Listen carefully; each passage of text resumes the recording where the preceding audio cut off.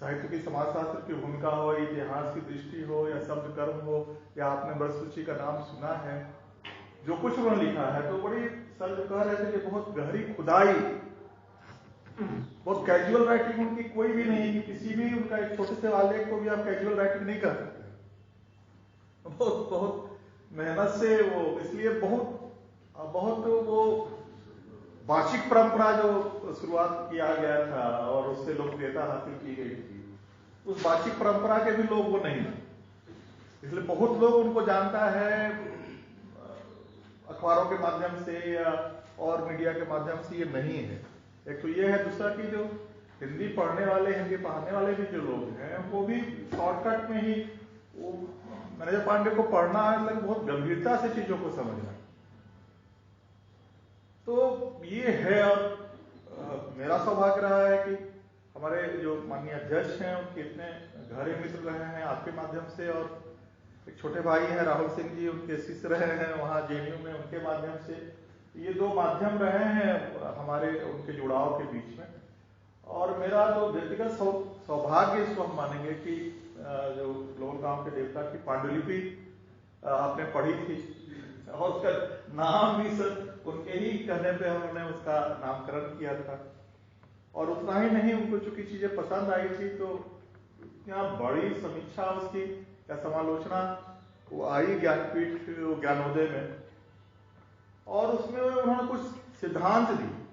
बहुत अजब तरह की चीजें मैंने लिखने क्रम में तो मेरा अनुभव था, कोई ऐसा मैं साहित्यिक पृष्ठभूमि से आया नहीं, लेकिन उन्होंने जो दार्मीकरण की प्रक्रिया की बात कही, मिथकीकरण की प्रक्रिया की बात कही, उन्मूलन और अनुकूलन की बात कही, वो मेरे लिए भी सर बहुत समझने वाली चीज थी कि दार्मीकरण की प्रक्रिया क्या है, और कैसे उन्होंने उस समीक्षा क्रम में लिखा था कि कैसे जो आदिवासी हैं या जो जिनको जो युद्ध में पराजित लोग हैं उनका कैसे दार्मीकरण किया जाता है, क्योंकि उनके जीवन और उनकी संपत्ति को हरण करना है तो उनको आप बदनाम करते हैं। तो सारे पौराणिक ग्रंथों में आप उनको कहीं दैत्य कह रहे हैं, कहीं दानव कह रहे हैं, कहीं असुर कह रहे हैं।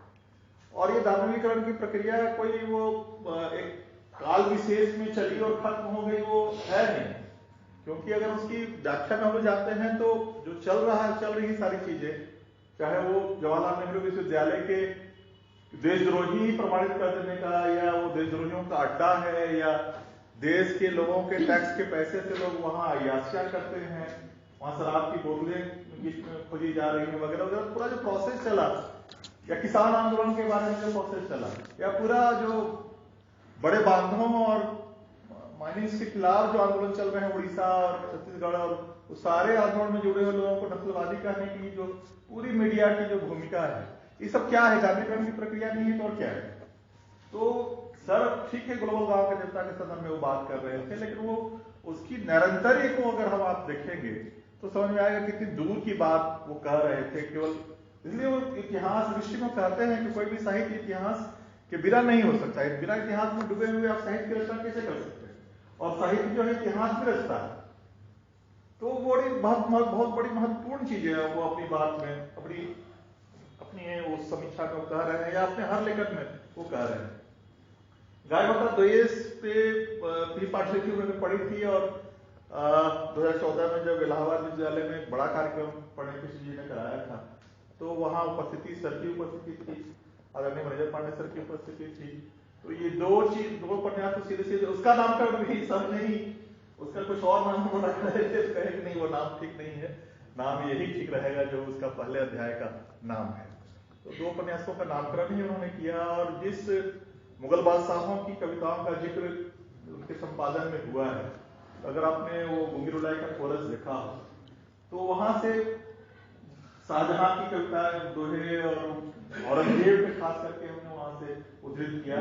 वही वेबलेख था कि आप इसको आप सीधे खारिज करने पर एक रूढ़ बना दिया है अपने औरंगजेब के संदर्भ में कि वो संगीत का विरोधी और प्रेम का विरोधी, और प्रेम कविता लिखा, और शाहजहां अपने दोहे में सरस्वती को याद कर रहे हैं।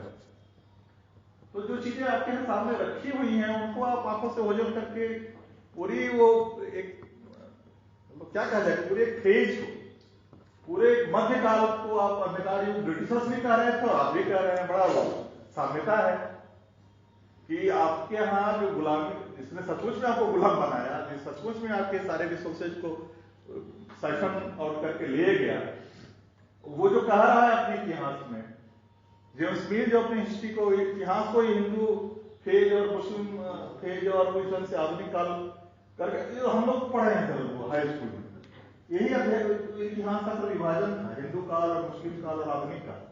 ये चला है आजादी के बाद, और उसने साबित करने की कोशिश की पूरा मुस्लिम काल जो है अंधकार का युग था। वही सत्ता में बैठे हुए लोगों को उसी बात को रिपीट कर रहे हैं कि कॉलोनियल जो हमारा बाहर का जो विदेशी शासक था उसका वेवलेंथ और बीच में बैठे उनका वेवलेंथ, तो उसके खिलाफ एक सांस्कृतिक प्रतिकार है वो जो संग्रह है मुगल बादशाहों की कविताओं का, और वहां से चीजें आई हैं कोविडोलाई कोरस में। तो इस तीसरा उपन्यास भी फिर उनके आशीर्वाद उस पर है, ये व्यक्तिगत तौर पे। पर दूसरी बात की जो हमारे यहाँ सखराम गणेश देवस्कर हुआ करते थे देवघर के कैरों में, और हम लोग उससे परिचित ही नहीं है।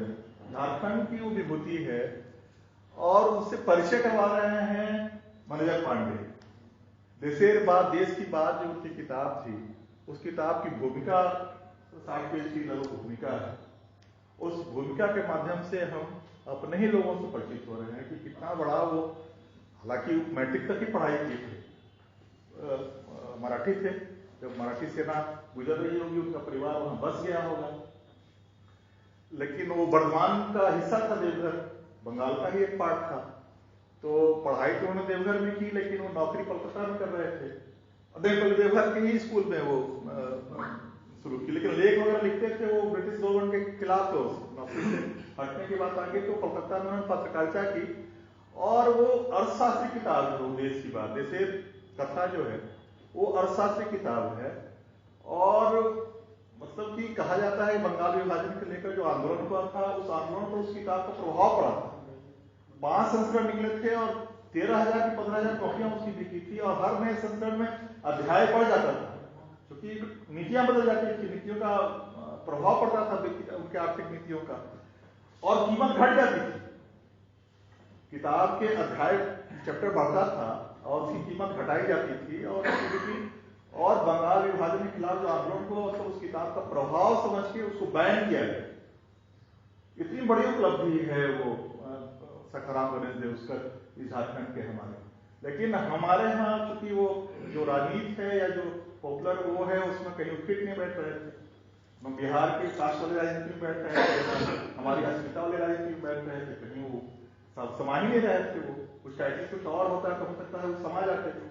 तो ये भी हमारे ही लोगों से हमारा परिचय मनोज पांडे के माध्यम से, उनकी लेखनी के माध्यम से हो रहा है। और सपोज की जो एकमात्र कृति है व्रत सूची, उसको जिस ढंग से उन्होंने खड़ा किया, मनुस्मृति के पहले जिस ढंग से खड़ा किया, अद्भुत है। बहुत ज्यादा बोलना संभव नहीं है, लेकिन इस कार्यक्रम को हम लोग अविस्मरणीय बना सकते थे, थोड़ा सा हम लोग मेहनत करते, क्योंकि हम भी उनके लेखक रचनाओं से चूंकि बहुत परिचित नहीं है, तो बहुत कैजुअली हम लोगों ने इस कार्यक्रम को लिया।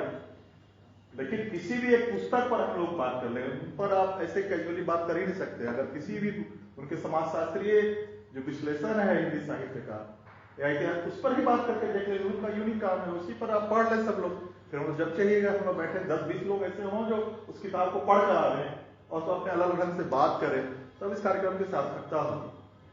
आज के दिन उनको याद करना, उनके आशीर्वाद को याद करना, उनकी रचना के माध्यम से हमारे बीच में है, उनकी किताबों के माध्यम से हमारे बीच में है, इस बात की आश्वस्ति के साथ मैं अपनी बात खत्म करता हूँ। लेकिन आप सबसे प्रार्थना है जो हिंदी पढ़ा रहे हैं, जो हिंदी पढ़ रहे हैं, एक भी किताब तो आपके पास उनकी होनी चाहिए, चाहे उनके वो लेखों का एक संग्रह ही जो आया है हिंदी वगैरह से, वो भी आपके पास हो, तो आप उनको समझ पाएंगे कि किनके बारे में हम बात कर रहे हैं।